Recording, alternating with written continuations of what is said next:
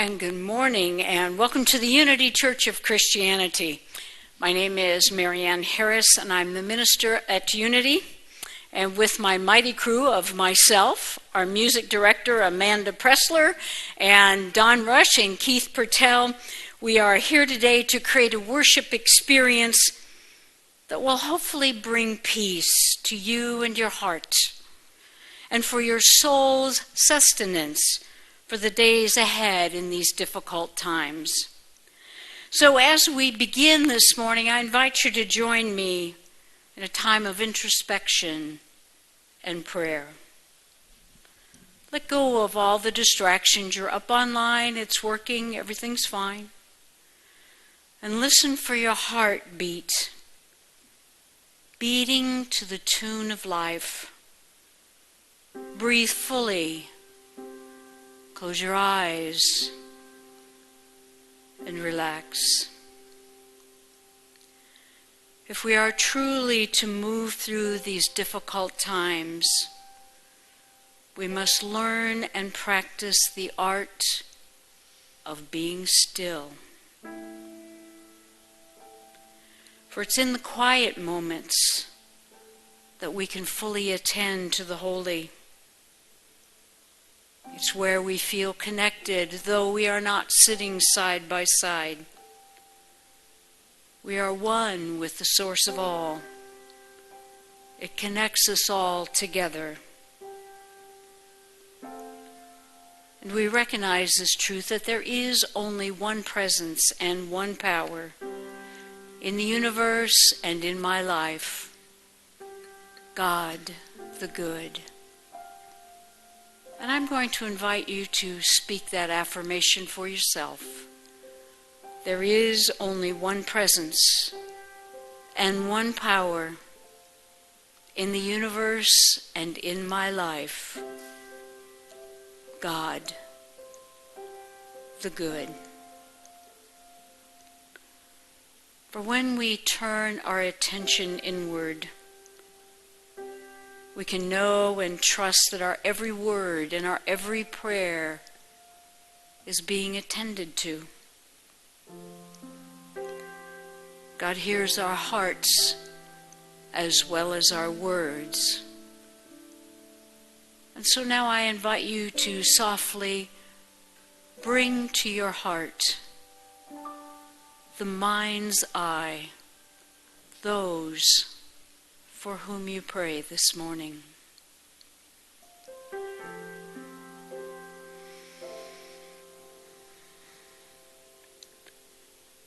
As you become still, you can still feel the inner racing of the mind, the frenzy of the media headlines playing in your head, the restrictions, the fears, as well as our inability to connect with our loved ones. It makes us feel very alone, more isolated, and even more helpless than we did before. Yet turning from the head to the heart is an easy exercise of feeling your breath. One you should practice often in these uncertain times. Gently inhale and follow the breath inward. It knows the way. Exhale and release. Inhale and follow. Exhale and release. Our attention is gently brought inward thanks to the flow of air, the very essence of life being called into our bodies. When we shift our awareness from the head to the heart, we can hear the flow of life. It's moving through us, renewing us, giving us hope. The practice and habit of an intentional, full, deep breath is the safety net of peace. In times of doubt and fear, breathe in peace. In times of trouble and sorrow, breathe out love. In times of sickness and health, breathe in peace. In times of great unknowns and uncertainties, breathe out love. Be calm. Be still. Breathe.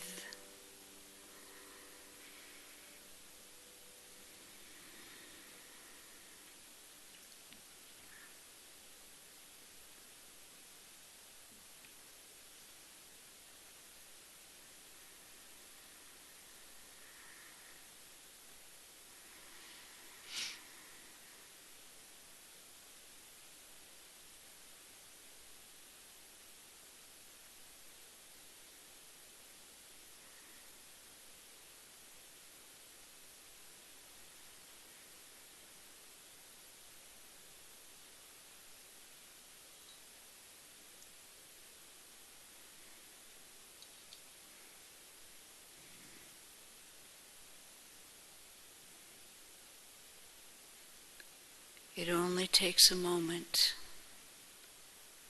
day by day, step by step, breath by breath, to practice the presence of the stillness of God indwelling. It centers us, renews us, and heals us. Thank you, God. Amen.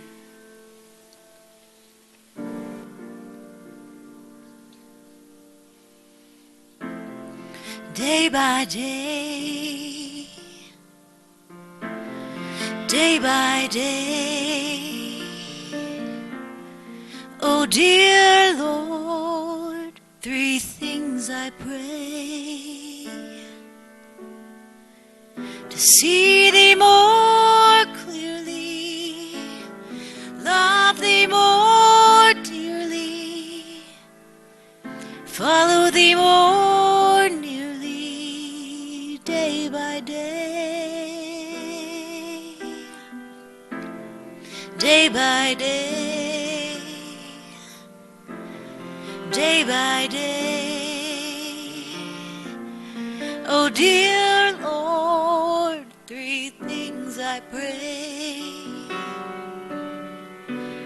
see Thee more clearly, love Thee more dearly, follow Thee more nearly, day by day,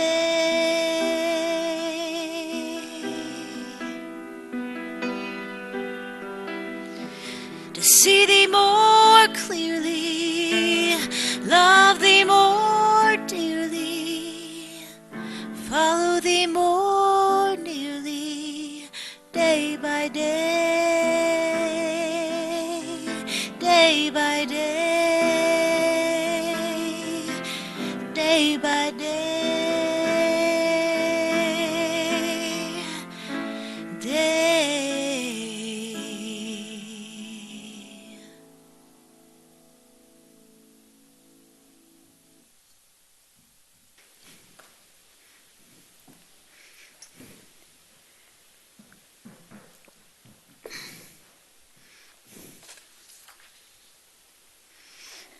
Thank you, Amanda.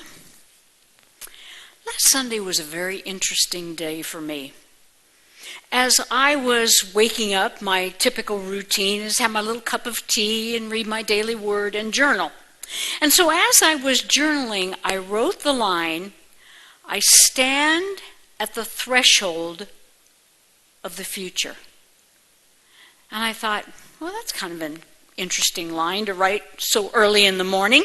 But actually, I was thinking about how that last Sunday was a threshold of a new horizon for churches all over the world. It wasn't just our church or Tulsa, Oklahoma, or the United States of America. The reality is we are all seeking to find ways to protect our congregations by using the internet world to reach out and connect with people, because I truly believe that what we do is an essential business, if you will. Because it's our job, it's our spiritual job to encourage you in the resiliency, to recognize the presence and the power within that helps us get through tough times. Yes, we need medicine, and yes, we need groceries, and yes, we need all of those other things. But if the core of us is so melted down, when the times get difficult in our own personal life as well as the world around us, we have no resiliency. And I feel that's what we're here to do, and that's what we're all about. So as I was thinking of this all morning, I took a shower, got dressed, and got ready to go. I started through the kitchen to the garage, and as I reached the doorknob and began to open it, I thought, I'm crossing the threshold to the future. I'm crossing the threshold. Well, that's interesting. So I get in the car, no other words, just I'm crossing the threshold of the future. And as I'm driving down Lewis, I recognized there was a restaurant that I always loved at 61st and Lewis Cardigans, that they were now closed. They closed right after Christmas. And I thought to myself, boy, they just missed that curve by closing down. Obviously, they were in some financial issues to close their restaurant down. And then I came about 2 blocks from the church, and I saw that there was a Mediterranean restaurant that's grand opening was March the 1st. And I wondered if they ever really even opened. And it got me to asking the question, why am I here? Why am I, and it's not just I as in Marianne Harris, but why are we here? You see, I passionately believe that the universe is a universe of intention and purpose. This is not just some random thing you just did, by fluke, I did the wrong draw, or I missed the arcade game, or whatever it might be, that I just happened to be here at this time. I do not believe that. We are here for intention and purpose. The divine is unfolding something, and it's called the future. And right now it's very muddy and not so clear, but yet it is there being laid out before us. And so I've been pondering this all week long. I remember thinking of stories like after 9/11. How many stories we saw where the wife said to the husband, today I have this big meeting, I must go in early, and normally she didn't, and she was killed. And someone else, there was an article, I think in the Unity magazine a couple of months ago, about a father who was so put out with his teenage daughter because she was just slow, he made him late for work, and he was just so angry with her that morning. And yet, because she did all that she did to make him late, it saved his life. And how much he values and treasures this child now, who is, of course, an adult with children of her own. And that's their special day, to do a special time of remembering how they were part of something so large that they had no clue at the time. It just seemed like an argument between a teenage daughter and her father. So again, I asked myself the question, why are you here? What are you doing here? And what are you doing about here? Well, there's several things I know for myself. I am not a first responder. Trust me, you do not want me in the emergency room. You do not want me in the grocery store. You do not want me there. Okay? So what I understand about myself is that this time is a really, really important time of replenishing.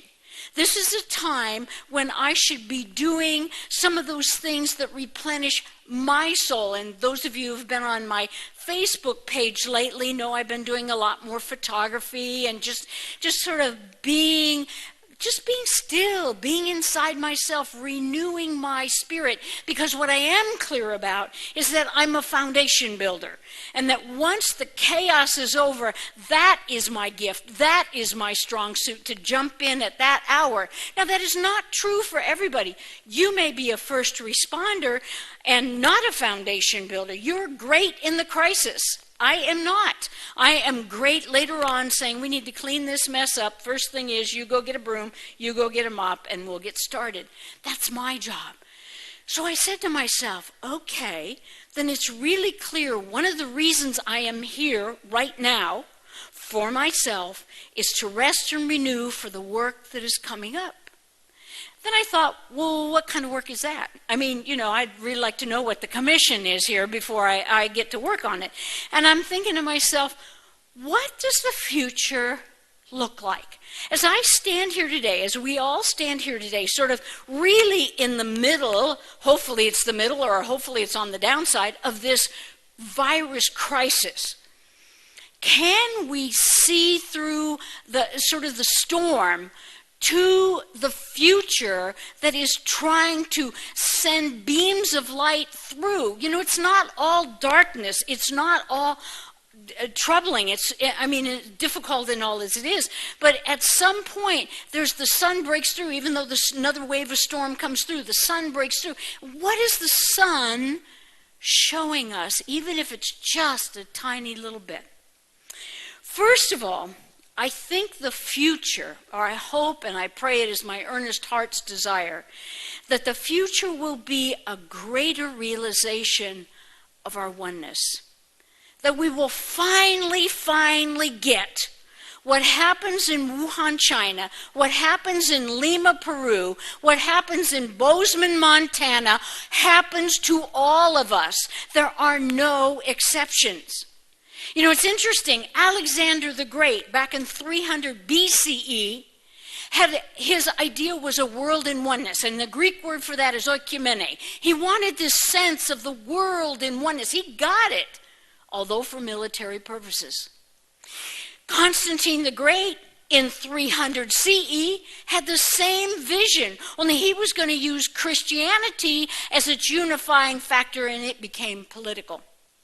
Then, in our own time, we've seen the internet begin to bind us all together. Yet, we know that there were holes in that. If you didn't have internet service, if you couldn't afford it, if you didn't have a computer, then you were disconnected from that world. But the germ, isn't it odd?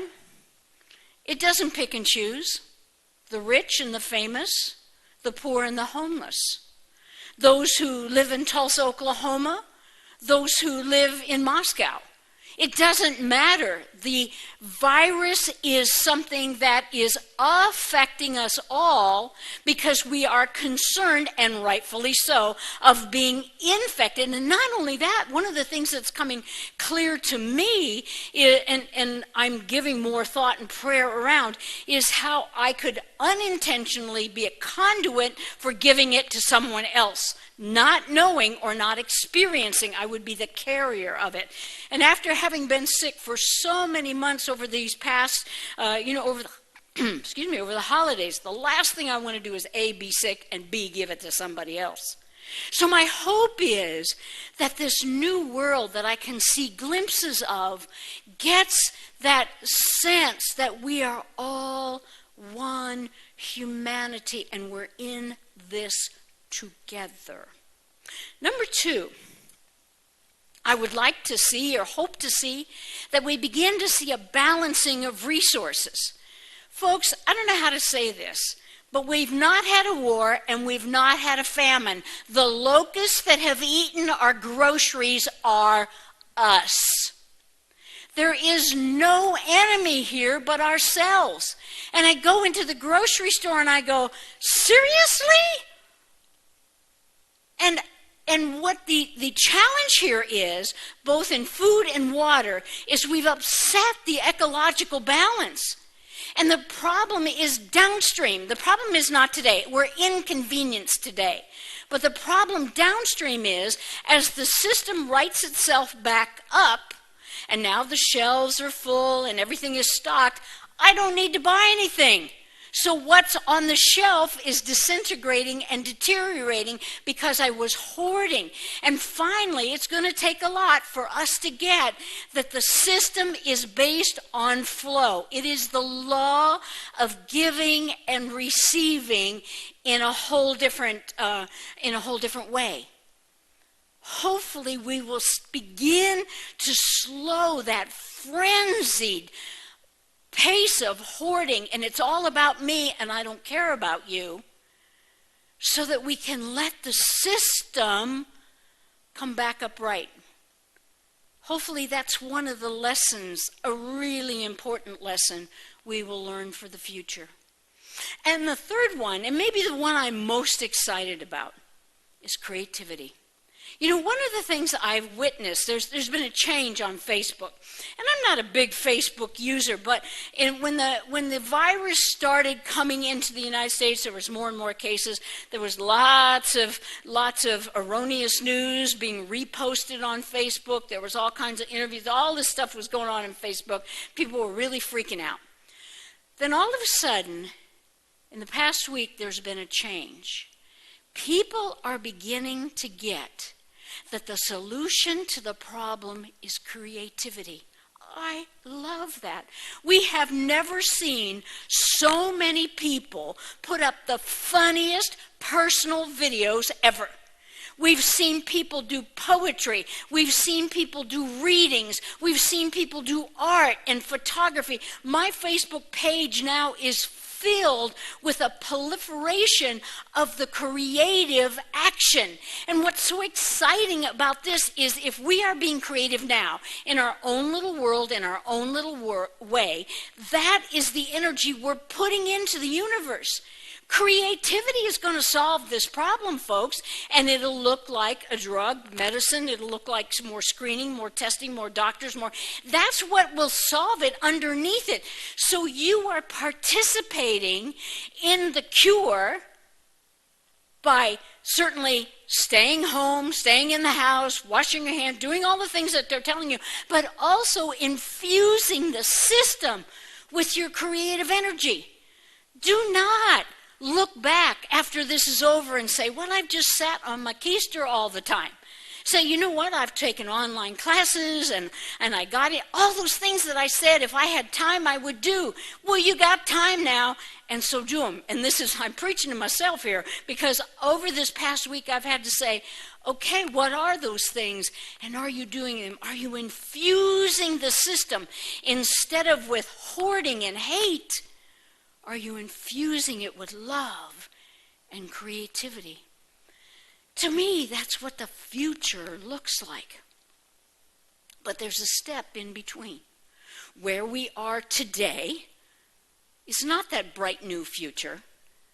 And we need to move into, we will take steps. It'll be step by step that we will move into it, day by day. And how do we cross the chasm, if you will? Well, during our time in the month of March, we've been looking at the Gospel of Mark. And we saw last week a very important story. Because, as I've said this whole time, if the Gospels are not relevant to our day-to-day world right now, then there's no point in reading them.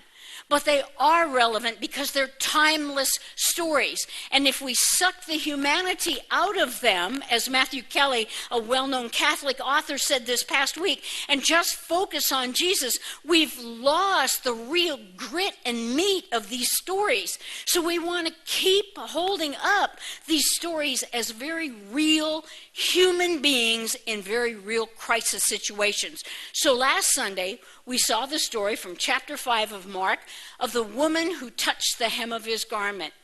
And we said that, for us, the challenge is we don't want to sound like we're uncaring about the people who are sick.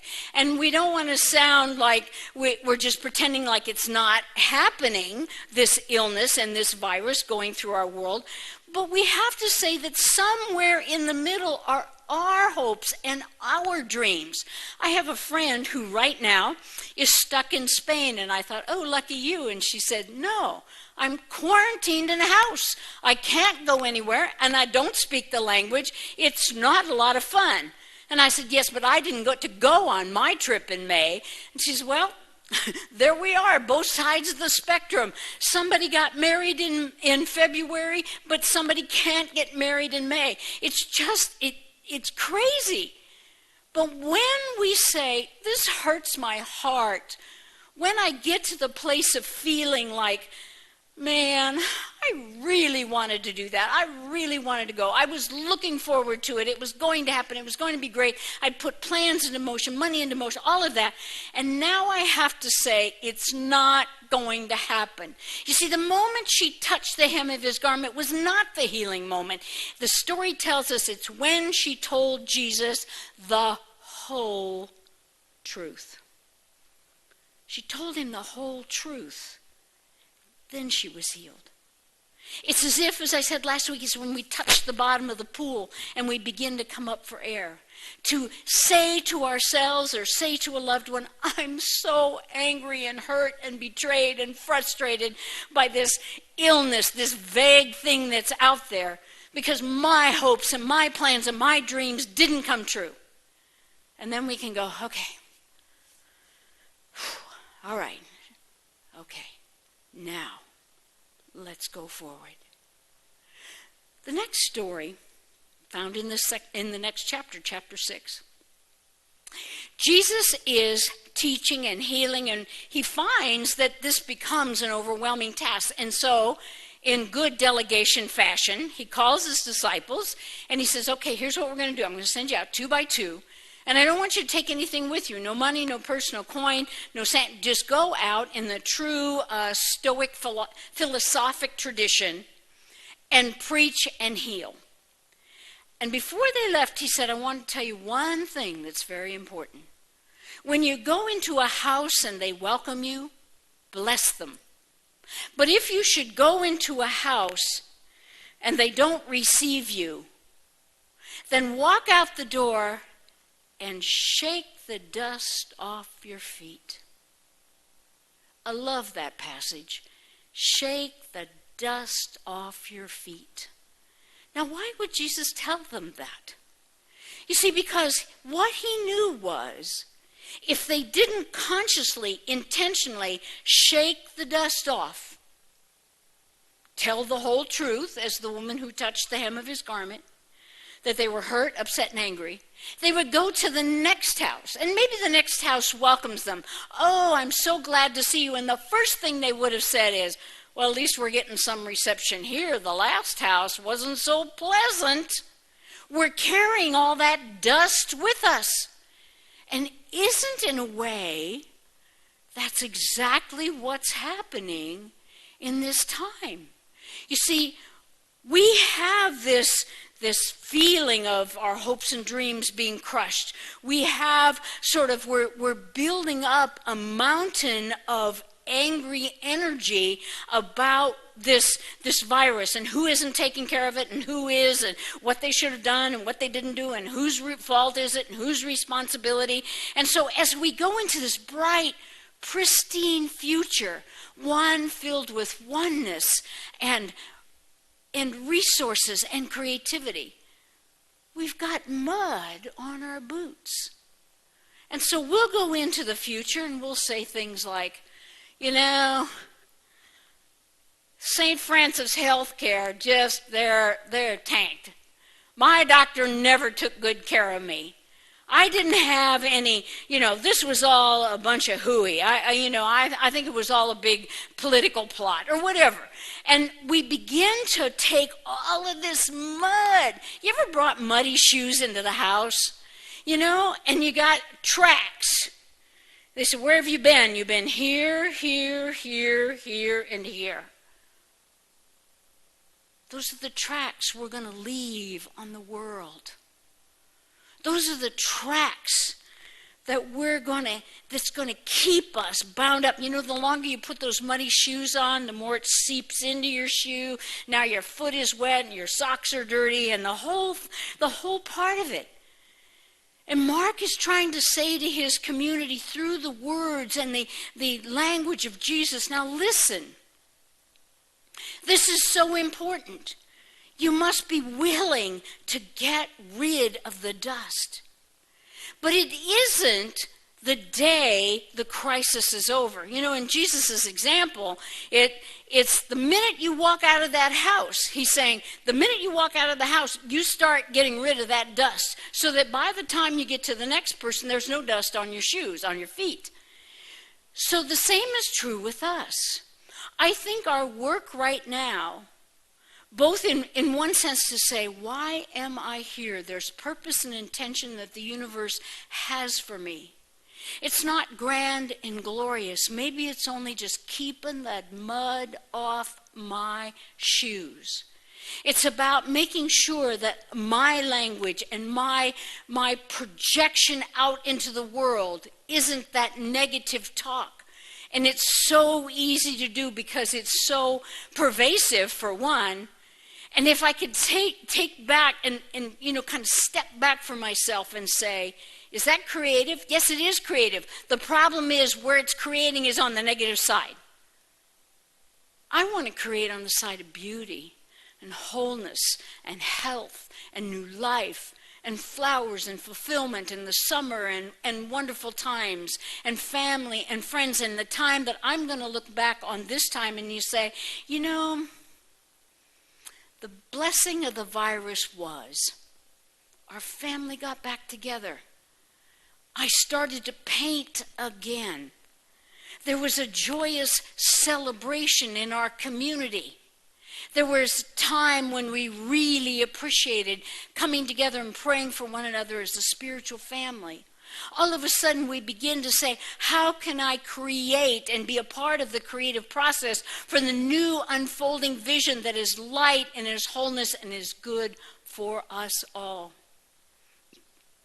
Mark reminds us that Jesus was very, very clear that when we carry it with us, we are not free. Because we're not free to go into the new house. We're not free to look into the eyes of the new people and say, we are here, we have a message to share, God's good is happening in and through the world, in and through our lives, and we are here to bless you with that message. No, we will have to say, but first, I got to clean my shoes off. I don't think I should come in. And we lose that moment. So from our stories in Mark, let's learn a little bit about what we can do today. Because, I don't know about you, but today feels a little bit powerless to me.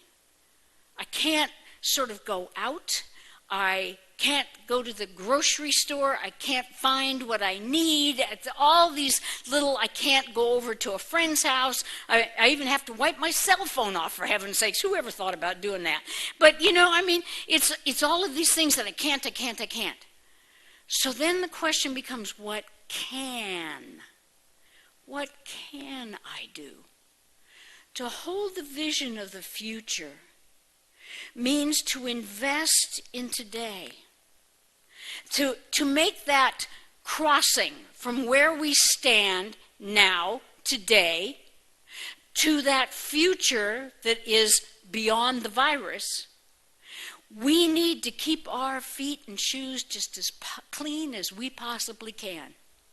And to invest our heart and our energy, not so in what it isn't, what we can't, what we dislike, who we dislike, rather to look ahead and say, the dawn of a new era. We are crossing a threshold of a new world.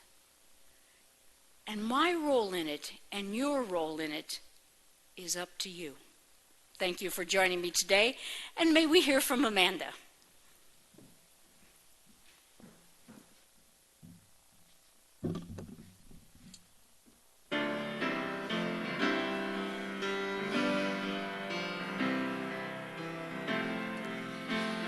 One more step, we will take one more step, till there is peace for us and every step, one more step. We will take one more step till there is peace for us, and everyone will take one more step. Will you sing it with me? One more step. We will take one more step till there is peace for us, and everyone will take one more step. We'll take one more step. Take one more step.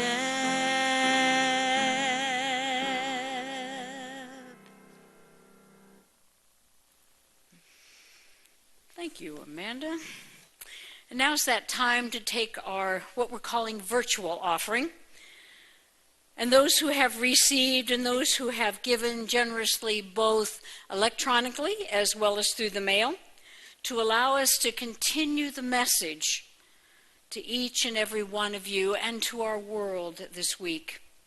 So I'm going to invite you to hold your electronic gift in your hand and lift your hearts in gratitude for all that has been given and for all that we are open to receive. Bless each one of you and your offerings with these words. The light of God surrounds us, and the love of God enfolds us. The power of God protects us, and the presence of God watches over us. Wherever we are, God is, and all is well. Thank you, God. And thank you for joining us this Sunday, and we look forward to seeing you next Sunday at 11 a.m. Amanda?